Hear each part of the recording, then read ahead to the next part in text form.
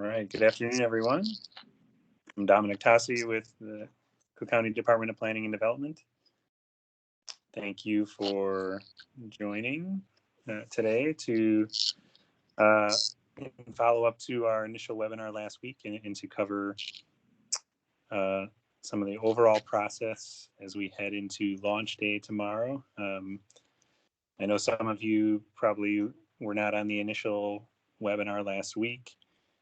So, welcome to you as well. I want to thank all the agencies for kind of coming together in very short order to support the new emergency rental assistance program that the county has developed. You are an integral part of it, and we really value your support and want to try to make it as smooth as possible. And so I wanted to set up this extra time to walk through some of the process details a little more, both around the launch and as we head into the actual application process starting tomorrow, but then also just some of the kind of back end work around invoicing and reporting, just to touch on that a little bit today. And in large part wanted to have this time as an opportunity to talk through any outstanding questions anyone has. So I think our sort of prepared content and slides probably won't take too long for us to go through, and want to leave plenty of time to address any questions that you have. I touched on it a little bit, but you can see here on the agenda slide, we'll walk through the overall process in terms of helping applicants, show a demonstration of the tenant representative portal within the actual application Your system. call has been forwarded to an automated voice messaging. All right, thank you for catching that. 416471 is not available. Hold on, let me mute all and then unmute you. At the tone, please record. Thanks, Ashanta. I did the same. Sorry about that, everyone. So we'll walk through the tenant representative portal, which is where a lot of your agencies will be helping applicants actually get it into the application system, and then talk a bit about invoicing, expenses, and reimbursement, and then reporting. Next slide, please. Thanks, Ashanta. So the process overview.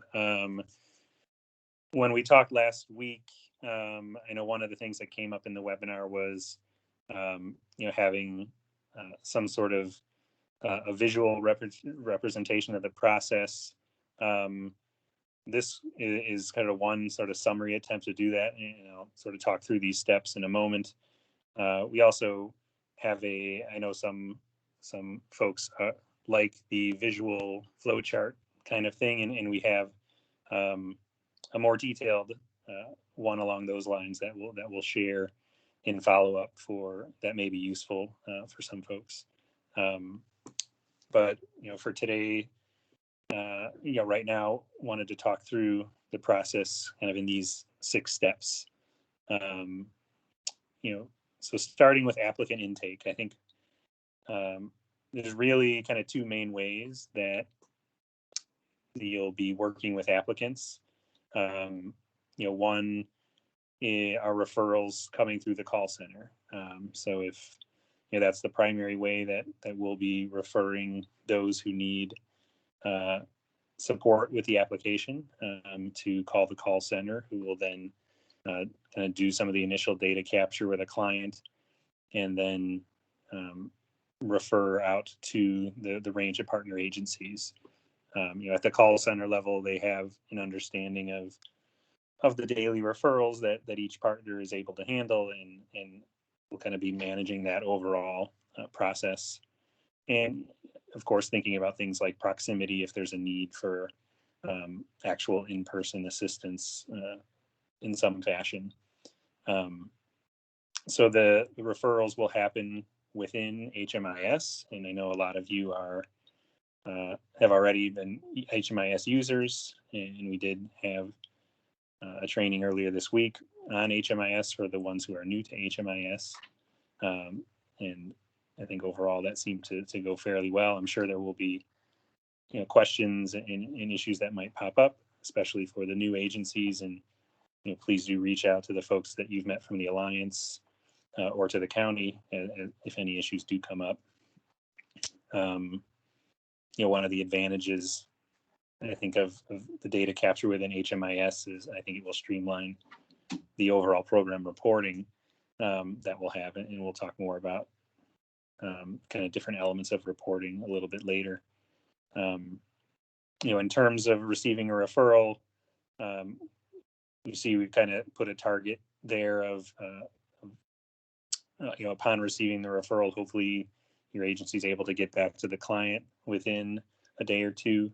That's the goal. I think one thing that we are, just as kind of a sneak preview, we are, and we'll communicate further on the kind of how we'll handle as we get closer to the initial application portal deadline, which is April 2nd.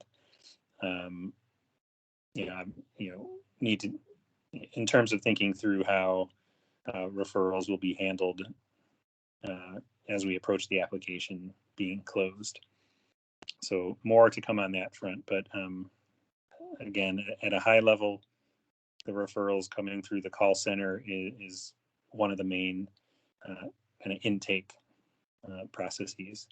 Of course, you may also get inquiries to your agency directly from tenants or landlords, based on the marketing and outreach that you're doing. Work with your networks, which is great. We do, kind of related to the HMIS point I made, we do want agencies to capture as much of that client information into HMIS. And that would really only apply on the tenant side. I think one of the things that, there's a number of unknowns around the program in general, one of them being kind of what is the call volume and the assistance volume going to be as we launch. I think another is perhaps how many landlords will be interested in applying directly. So as we see kind of what the landlord kind of situation is looking like, we may want to do some further work specific to landlords. But for now, if you're working with the client directly, that information can go into the tenant information can go into HMIS. And again, I think that'll help with overall program reporting on the back end. Not every applicant is moving kind of into item B here. Not every applicant we recognize is going to need the same sort of assistance. So again, we've kind of broke it up into two main categories. Someone might need just minimal support of understanding the necessary documents in the system, but might be able to then apply on their own. Again, could either be a tenant or a landlord in that case.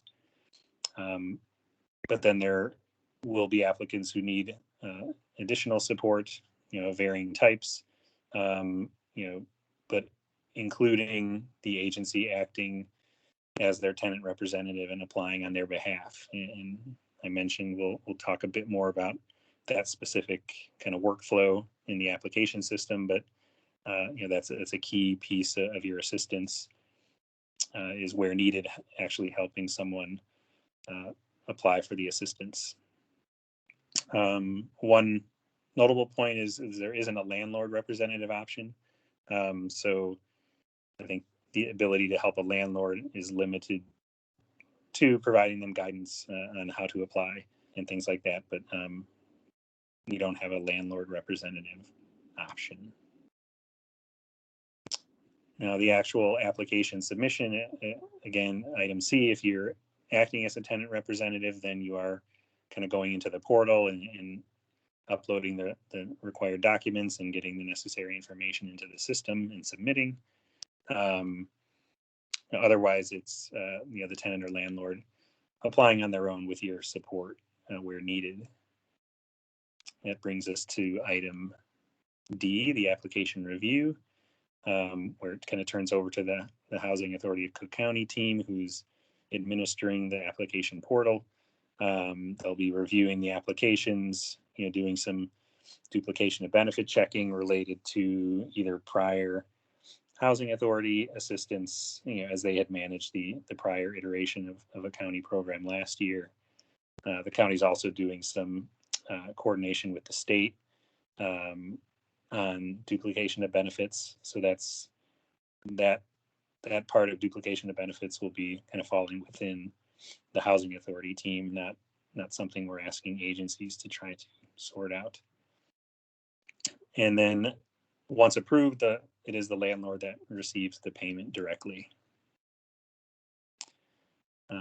Moving to item E, the application follow-up. If you, in the cases where you serve as a tenant representative, you will be able to go into the application portal and check the status of any of the applicants that you have supported. So, as questions come up, if you don't have an answer yet, if the client calls you, that's a way to be able to understand the status. If in cases where you weren't the tenant representative, that applicant would need to sign into the portal on their own to check their status. And then brings us to the last item here around closeout, that as you proceed through your work supporting a client, we ask you to update the agency record within HMIS with the outcome. There's been some outcome choices already populated, excuse me, with an application completed and submitted as one option. A second being that other case management was provided, didn't necessarily end up being an application that was supported, but you helped the client in some other way. And then lastly, you weren't able to reach the client. That's the kind of what we've laid out initially is the 3 outcome choices, and as things evolve, and perhaps that there may be a need to revise or change that, but that's kind of what we've got at the outset here.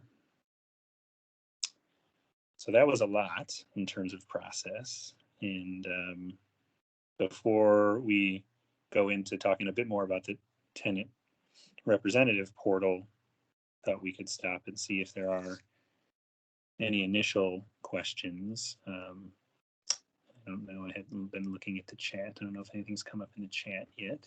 Yeah, so I answered one question. Someone wanted clarification that, can they receive prior grants, and just want to clarify that you can apply for other things, but it can't be for the same month. I can't get May rent from 2 different sources. So that's what HAC would be checking for. And then someone said that, Dom, you sound a little bit low, just so you know. I think that's pretty much it. We're going to talk about the data collected in HMIS towards the end. Please send the application, the portal link, and all of that will be shared on tomorrow once the application goes live. And in our last check-in about eligibility and requirements, we did send a deck around at the end of our last check-in last week that we can circulate again, but that has the eligibility and the requirements. And thanks for the heads up on the volume. I'll let me know. I'll try to make sure I crank it up a little bit. I did see one question also in there about the data within HMIS and what's being collected. Wanted to make one comment around that I don't think I kind of specifically addressed. So we talked about the 2 sort of routes of an applicant you may help. So the first one being if it comes through the call center as a referral, in that case, it will be the call center will have captured a lot of that client information already. And when it's referred, you'll have access to all the information that the call center has captured on that client. So they're, in those situations, there'll be relatively, low amount of sort of new client information that would be left to be captured. It's more around sort of moving into the helping support their application itself, and then kind of any of the follow-up reporting outcomes, et cetera, back into HMIS. I think in cases where you're helping a client directly, it would use the same kind of screens that the call center would be using, and those are available within the HMIS. So that piece of things would require more of the sort of client data entry, and I believe Peggy from the Alliance is on, and I'll pause for a second to see if Peggy, if there's anything you would want to add, particularly on the topic of when it's not a referral, and kind of the entry into HMIS in those situations. Sure. So we are going to send out some written guidance yet this afternoon. There'll be more complete guidance for the new partners who aren't familiar with HMIS, but we'll also send out some information to our current partners as to the things that are specific to this project. And no, we are not going to expect you to do initial intake or an entry exit or a service transaction. Those of you who use HMIS know what that means. We're just mainly going to ask you to retrieve the referral, complete the referral by going in and either accepting it or not, and then recording the outcome. So, but we'll send out something that kind of describes what that's going to look like. But if the client comes directly to you, not through the call center, then most of you who are familiar with getting referrals know that there's on the client profile screen, there is the pre-screen and housing crisis data that the call center usually collects. And there's a nice bright red heading that says, don't edit this. We're going to make an exception for this project. If the client comes directly to you and not through the call center, we're going to ask you to go ahead and complete those two sections yourself. And again, we've got a document that we'll send out that is going to explain exactly what we're expecting there. So I think that's it. Thank you. Okay, so I think, Dom, did you have anything you want to add before we go on to the portal? No, that was it. And thanks, okay. Peggy. Thanks for that. Great. So now we wanted to talk a little bit about the tenant representative portal. We mentioned it on our last call, but just wanted to walk through it just to make sure that you feel comfortable with the application. So remember that the tenant representative portal should be used for individuals that cannot apply on their own. So for example, they don't have a computer, they don't have, they may have a disability, or, just lack access to, some way to upload their documents, whatever it may be. This is when you would do more than just guide them. As Dom said on the previous slide, you would actually be completing the application on their behalf. So when you get to the home screen where you register, you would just enter your name and in your first and last name and your email address. And you would drop down and select tenant representative.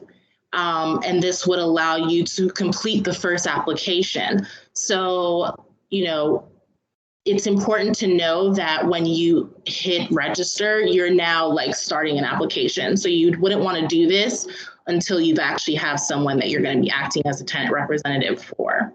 Does that make sense? Okay. So then I'm just going to close this really quickly and pull up the actual application. I know it may be a bit small. Hopefully that's a little bit better. So once I actually, hit register, I've now started a tenant representative portal. This is a pre-registration screen where you're actually just going to find out if this person is even eligible for this program. So this is, for example, if they make too much money here, it would let them know immediately that they can't apply. So you wouldn't have to go through the whole application because it would indicate that they're not eligible. Again, this is where you would, representative information. This is where you would enter your own information about yourself. Your email is already captured because you put it in when you registered. Okay, then this is where the applicant address would go again. And this whole entire application looks, from this point on, looks exactly the same, even if you're not a Temp representative. If I'm just a random person who wants to apply, I have all of these exact same screens minus the representative info screen. Everything else is exactly the same. So this is what the application would look like. And you can see here that it has like the address, mailing, if that's different from their current address. If they put in a Chicago location, then they again would know immediately that they are not eligible because there's a separate Chicago program that will be launching in the spring. And then just, this is going to capture, it's a very standard application, it's going to capture information about the applicant, demographic. Oh, sorry, I have a little bit of feedback. Demographic information about the applicant, information about their income. If they, for example, don't have this, you would set NA, but if they do, then they're asked to upload documentation as they go along. But if it says NA, then they wouldn't have to upload that documentation. So you can kind of see how they're collecting and counting up their income.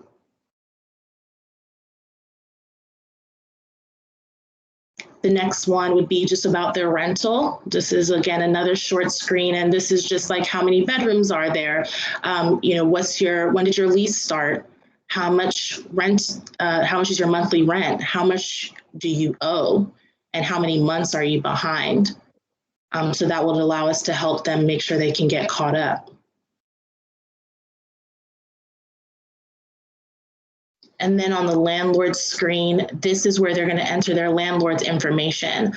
And this email address is really important because that's where immediately after their landlord gets an email saying that there's, an applicant who's seeking assistance, and now the landlord is triggered to complete their portion, such as, their lease, their, ACH, all of the information they need to get direct deposit, all of their own, logs of how much that person owes. So it's important that the landlord is included, and that they're, that tenant, if you're working with them or if they're working on their own, that they enter their landlord's email address correctly so that that person would then get notified that there's an application. One other thing is that, and it does notify them immediately. One thing that I think came up on the last call that we wanted to make sure to clarify, you don't need to worry so much about, well, what if the landlord starts their application on their own, because the system will link them. We'll know inherently that there are two overlapping applications, and then we'll link them. So if, for example, you start an application on behalf of someone, but their landlord also started an application on the other side, then, that's something that would happen within the system, is to connect those applications. Okay, and then here's the utility. I don't pay for utilities. They could select that, or they can add in their electric or gas. And then, they're asked to kind of fill this information in off of the bill, the utility bill.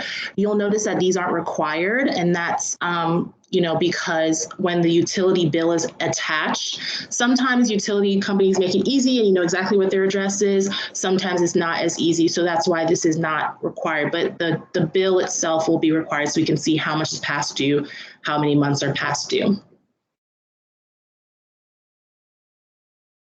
Okay, and then there are some other, documents that are asked for. You will notice that in the description, it says, I do not have this document. For some reason, we want people to attach their lease, but if they don't have it, then they can attach a statement that says, I don't have this document.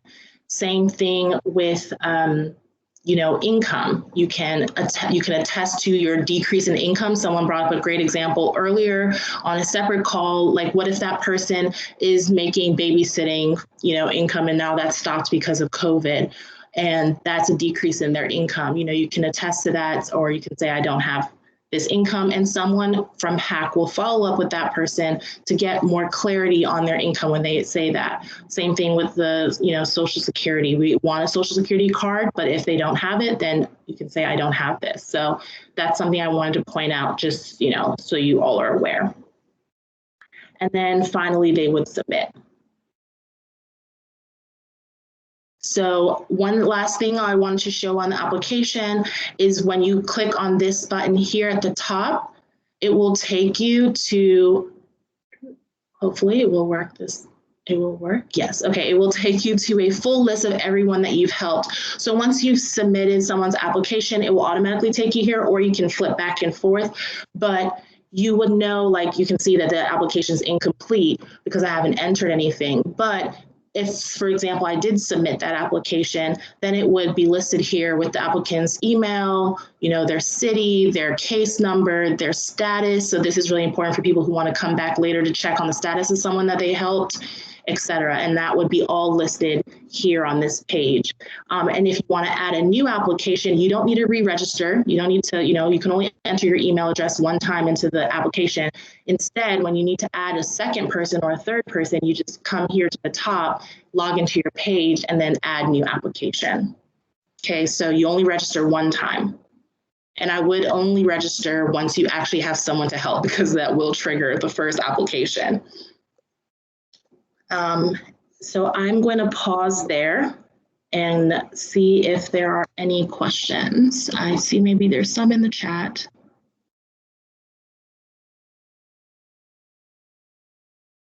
Okay.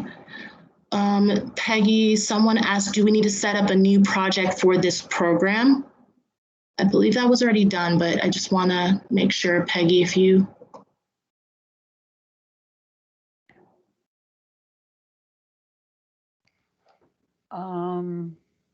Can you repeat that? Yeah, do we need to set up a new project for this program? I think everybody that needs to set up a new project has been notified directly, but there is, they will need to sign the partner agreements that we can send to you, and then they'll need to request a project on our website. So if somebody is thinking they need that, they should probably just contact me directly. That's Peggy@suburbancook.org. Thank you. Can the landlord email address be changed? So if you don't know, if that person, like if you're helping someone and you're not ready to submit because you don't know the email address, you should just save it, just like close out, don't submit, because once you submit, that's it. So you would want to make sure you have the correct email address first. And you can close out and pick back up where you left off.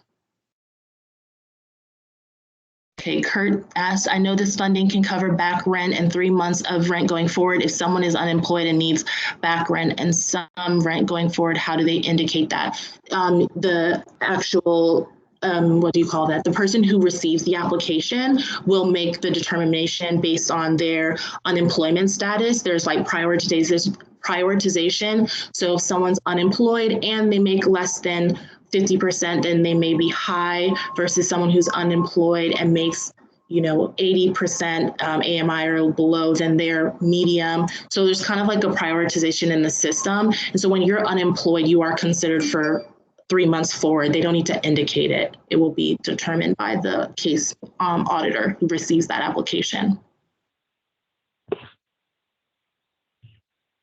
How will the call center check on the application status? We're working with the call center to see if we can get them access to application status through a separate registration page and not through the tenant representative page. So that's something that's still pending.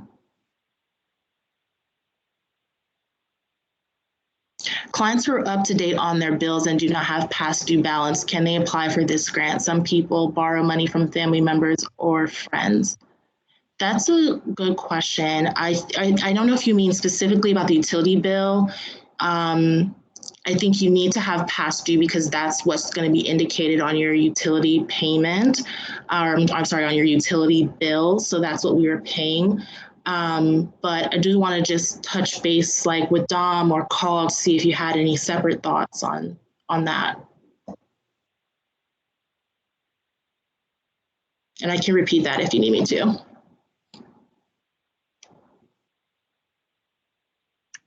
Ashanta, can you repeat the question?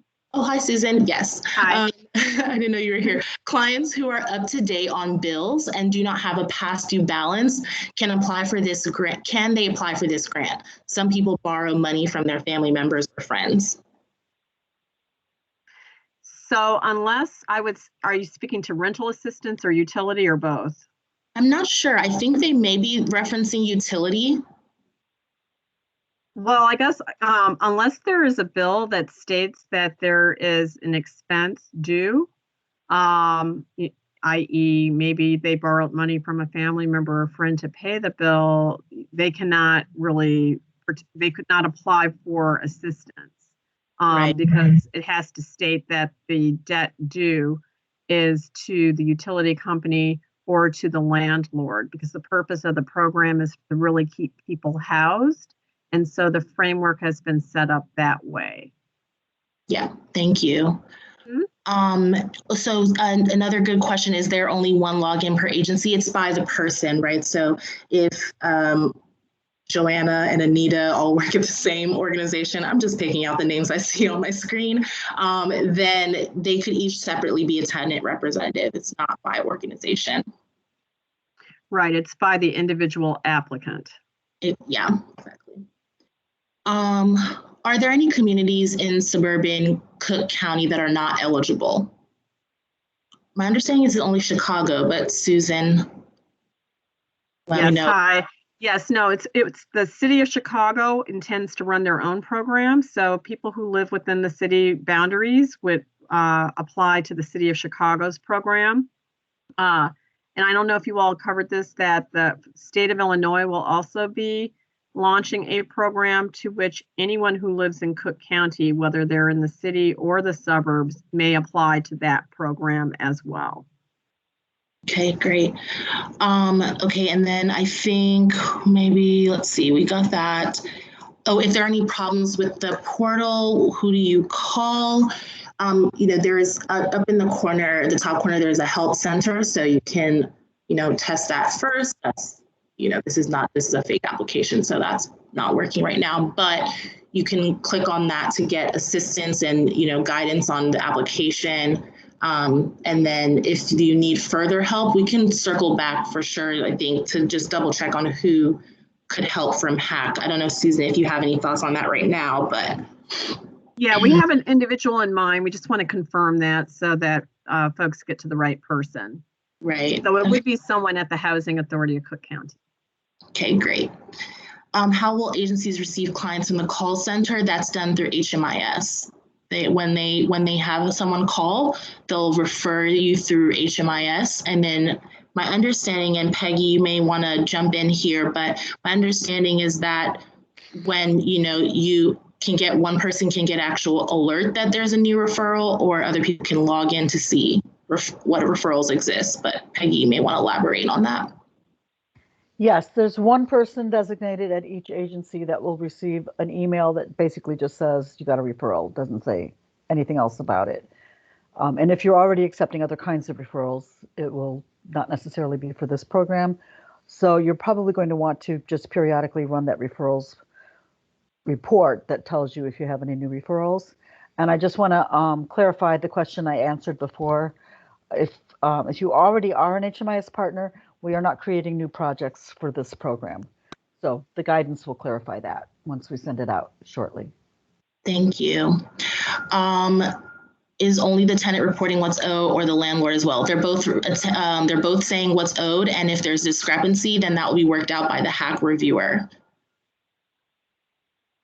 There's still confusion about the 3 months forward. You don't have to put in that you need 3 months forward. That will be determined by the HAC reviewer, based on whether, based on your priority level. Troy, I'm not sure I understand your question fully. When will we get login information for the caseworkers? Log into to the application, or log into to HMIS?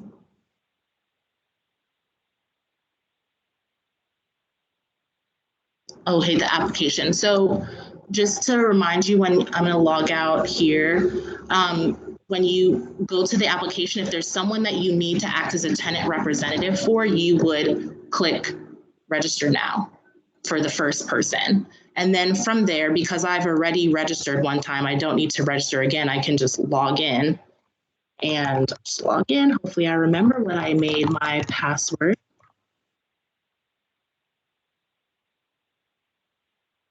Nope.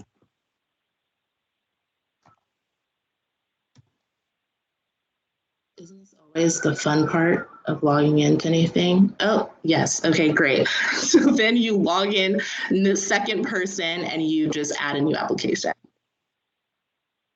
Okay. What are the password requirements? I'm pretty sure it was like capital letter, 10 characters, I believe. It will tell you when you register. Clients that already applied for assistance, can we sign them up for this assistance? So Susan, do you want to elaborate on that part? Clients that already applied for assistance, can we sign them up for this? So are they speaking about already applied for assistance with one of the agencies or ESG or some other form of assistance? Or it doesn't say specifically, but I'm assuming yes, just any assistance. So I guess the challenge is that we want to make certain that we're not duplicating benefits, meaning that people aren't double dipping with federal funds from a variety of different programs for the same period of time. So I would say they can apply, but they would be subject to, the screening of what they've already applied for or received against what they're requesting in our program. I hope I was clear with that. I think so. Okay, great. I think that's pretty much all of them.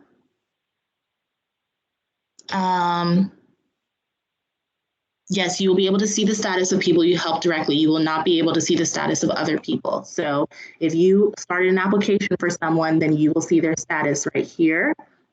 This is not a great example because it's an incomplete application, but you would see the status there. If you did not help them, if you were not their tenant representative, then you just have to tell them to log in on their own and check their status.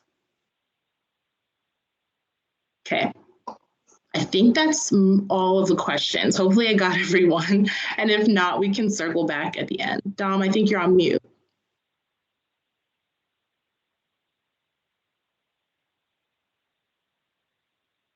I think you're still on mute. Sorry. Hold on, let me see. No, I can't. There you go. Yeah. Yep, I can hear you now. What are you gonna say? Sorry about that. No, I had switched to my phone because I was having some internet connectivity issues. So I switched to my phone audio, but my phone wasn't letting me unmute myself for some reason. So, I think that's the theme of today is technology issues. Yeah, Teams seems to have some bugs. One thing I did see in the chat that I don't think we had talked about, there were some questions around, or one around the kind of the call center deciding on agency referrals, and just wanted to touch on that for a second. I think each agency has kind of indicated the number of referrals that they're in a position to take on a daily basis, and the call center will be sort of using that as a general guide for where to refer, but also another layer of that is understanding the service areas of the different partners and kind of where the caller's at. If again, if proximity is needed, that would be another factor. So those are the two main factors, potentially location. Well, I should say another thing, the call center also knows about the language capabilities of each of the partners. So I think geography, language capability, and then just overall management of the referrals are kind of the three criteria. And Wendy, I saw that you're on. I don't know if there's anything else you would want to add on that front. No, I think it's, yeah, those three things are the only things that we will be tracking. And I know that Latoya sent an email to all of the new providers, and I believe also the existing providers. So I'm not sure if everyone has responded, but if you haven't, please do so. If you have, thank you very much. Great, thanks, Wendy.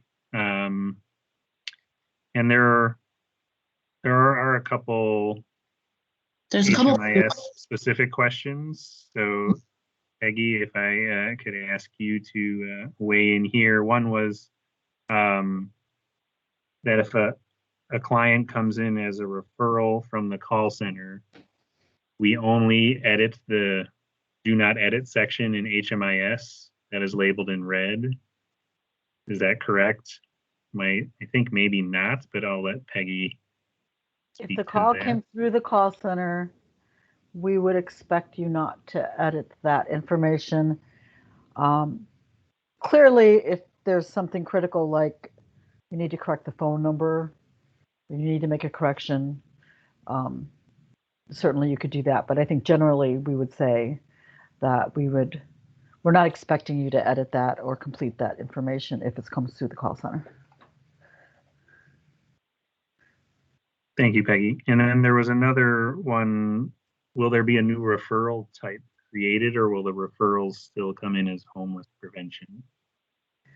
There will be a new service type, and it's going to be called BH 3800, Housing Expense Assistance. And that will differentiate it from the other referral types. Yeah, yeah, thanks for highlighting that, Peggy. I remember that came up in the HMIS training, like how it was labeled. So that's a good point.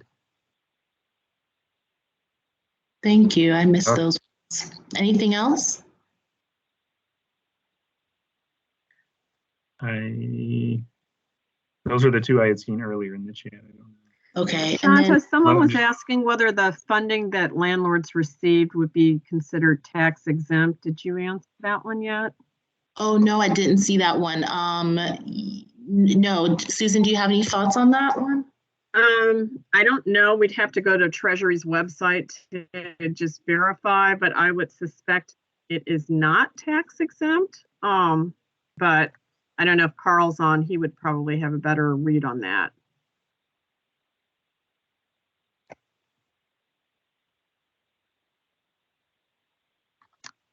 May not be because on. it's their operating revenue, correct? I mean, technically.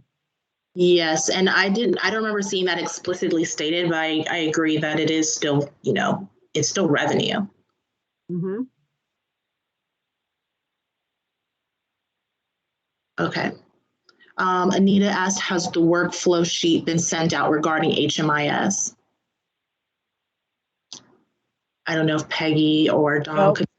Okay. No, it hasn't. It's coming soon. Okay. Great. Thank you. And then when this program will start on 3/11, when would it end? Our first window closes on April 2nd. We don't know if we will have future windows just based on how much funding is left after hopefully thousands of people apply. And so if there is money left over, then we would have future rounds that would be announced later on. And then as far as the question and answers, I know, Dom, you're recording this to send it out. So hopefully you can refer back for common questions.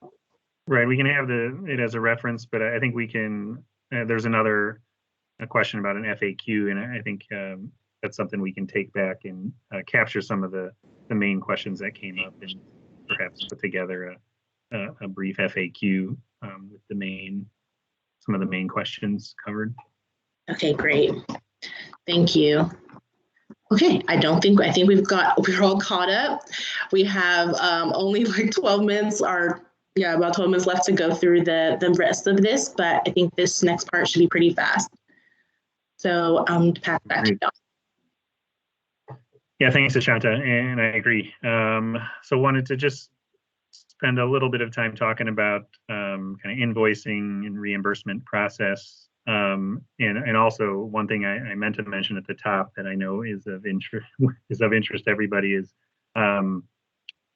status of the actual agreement with you. We did get legal approval on our end today, so we will be getting that out shortly to you. If not later today, then sometime tomorrow.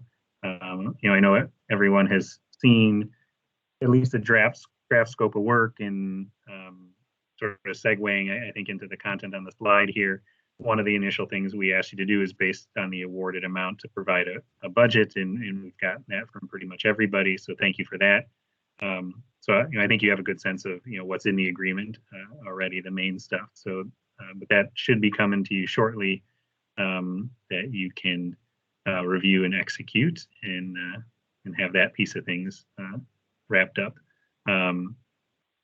But coming back to the invoicing side of things, I mentioned the budget. I think a lot of you have already done this already. Of course, figured out who's the financial kind of point of contact on your side that will work with us on the invoicing. And really, I think kind of starting now, as you started putting time into this program, just tracking your expenses, and as we head into the launch tomorrow, but even for this period pre-launch, really there's two broad categories of your expenses: your kind of staffing costs around the program, and then other expenses, whether they're some sort of technology expense, PPE, other supplies. On the marketing side, there may be marketing expenses of different types.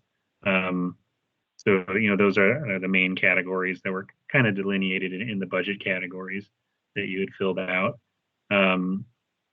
So and just be, of course, keeping tracking expenses as we really dive into the program starting tomorrow. On the kind of invoicing and reimbursement side, explicitly, many of you are or have been county partners in the past through some of our HUD funding programs. We are, and a number of you did some work for us under the CRF program, the prior Treasury program.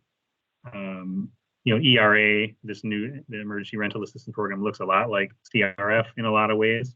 And so for those who were CRF recipient, it'll be look very familiar. And a lot of that was based on our HUD work as well. So what this program is going to operate on a reimbursement basis. We want you to invoice to us on a monthly basis. So you'll be incurring the expenses in March, and then can invoice us as soon as you're ready to in early April. I've listed the forms there. The first, the ERA, Emergency Rental Assistance Summary Form, is just a really high-level summary of your costs, for that period of time. The remaining documents, again, for those that are familiar with our HUD programming work, and that did CRF, it's the same set of forms that we typically use. A reimbursement summary form that just shows your budget at a high level and what you're requesting, a certification related to what you're submitting to us. And then the two sort of broad categories are information related to staffing, which is a summary of your staff time, an activity report, and the related payroll registers. Again, for those familiar, that's everybody's favorite Exhibit 1 and Exhibit 1B that we use. And then for all the other kind of non-salary related costs, go into what we call the Exhibit 2. So there's a summary form related to those other costs, and then the associated invoices or receipts and proof of payment. That's the very high level set of the documentation we require.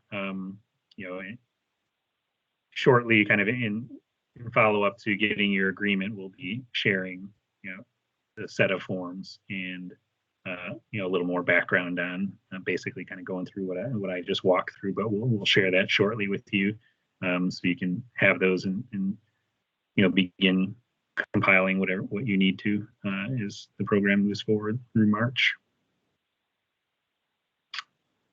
And related to the overall grant management and invoicing, again, a lot of you are and have been longtime grantees of the county. We've tried to preserve some of the existing relationships you have with our staff, Pamela White and Elizabeth Gilbert. And so a lot of you know them well. And for those who don't, you will meet them soon enough as we dig into all this work. And oh yeah, I saw there's an answer to Derek's question with the set of agencies. So that's just a reference point for who your staff contact will be. But again, there'll be a follow-up email with the forms and connecting you to your grant manager.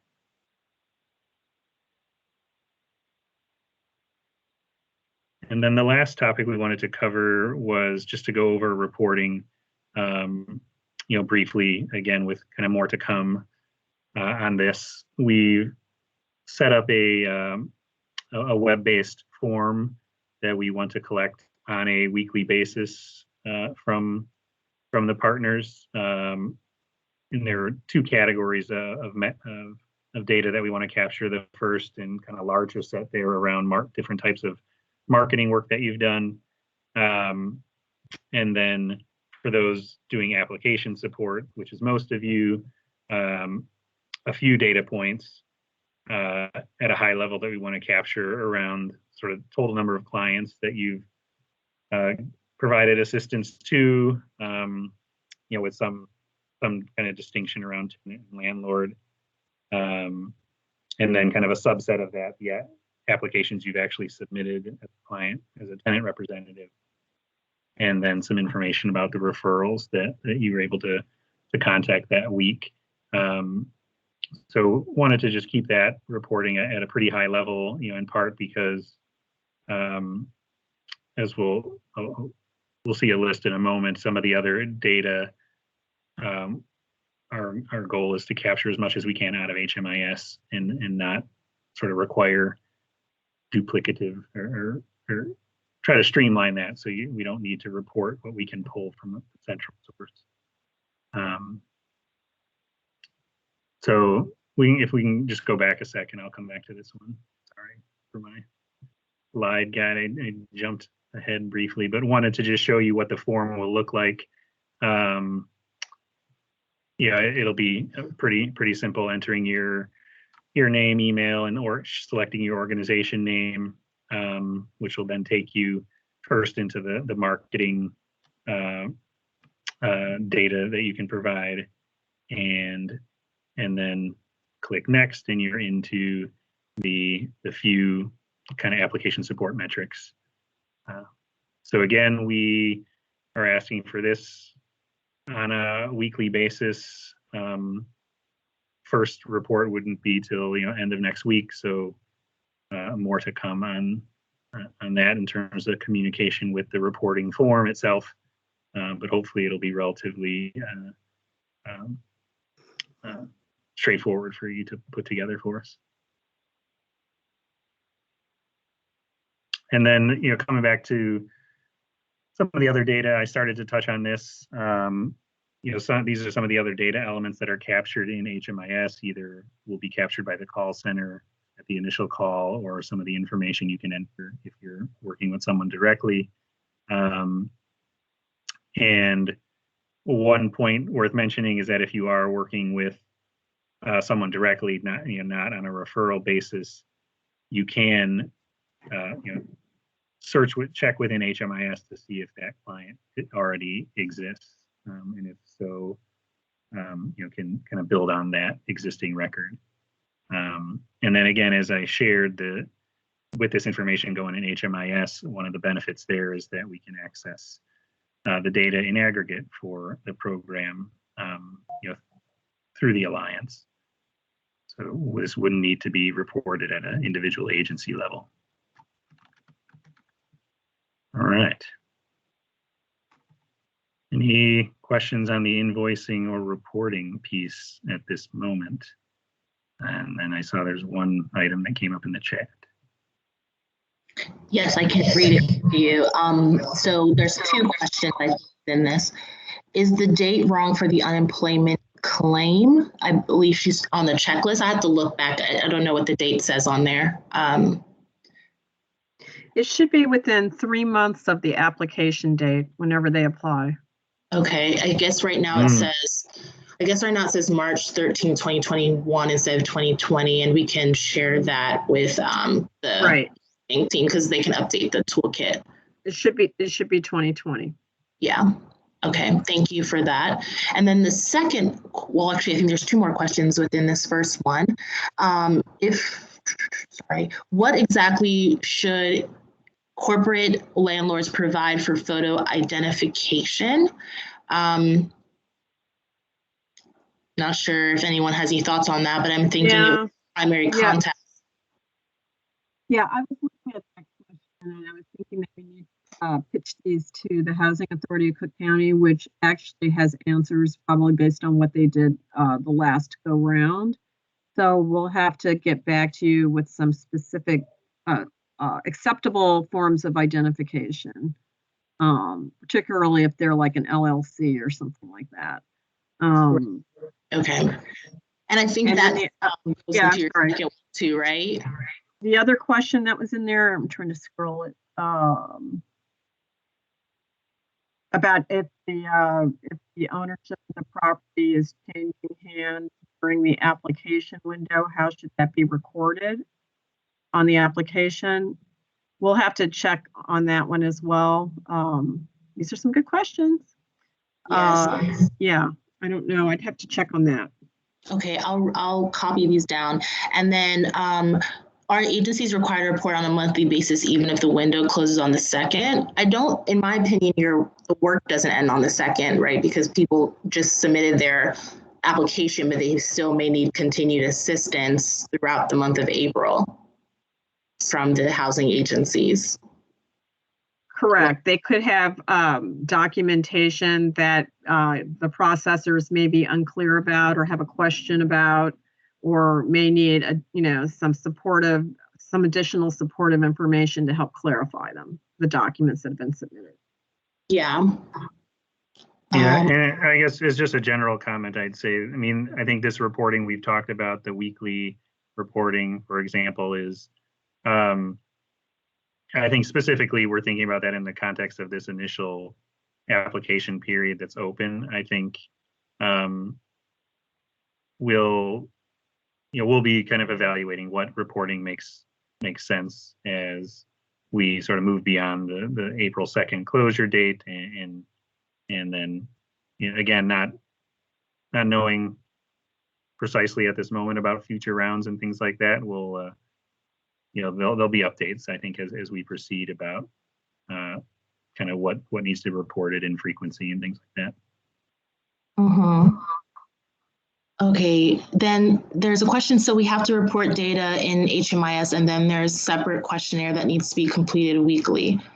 So I do want to clarify, just to make sure we know that the call center, when they refer someone, they're completing most of the HMIS information about that person who needs help. And then the actual report that comes from HMIS will be pulled by the Alliance and sent to the county. So the questionnaire, this forms is more focused on, like, did you have social media posts? How many people did you assist? Things that are separate from HMIS. Right, and I would just add, I think the actual application support, data elements there's only a few, so we're trying to keep it very, keep the effort, the data compilation on the low end to compile, but we do want to just track some of the high level numbers around kind of client volumes being assisted, sort of understanding, like, are there a lot of landlords that are getting help, things like that. And then, just understanding about, just agency volumes, so we can have a sense of what's happening. Right. And then to clarify, Jory, your question, if someone doesn't come through the call center, yes, then you would be filling out, if they came directly to you and not the call center, then you would be filling out the portion that's typically completed by the call center in HMIS. And I believe Peggy is sending more information about that after this call.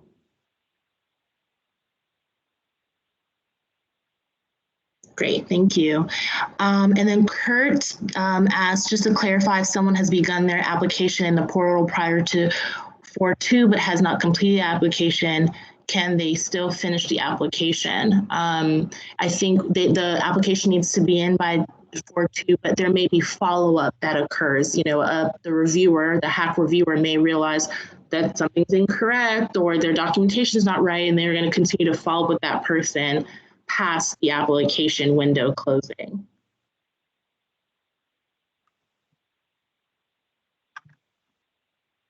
Susan, I don't know if you have anything you want to add to that.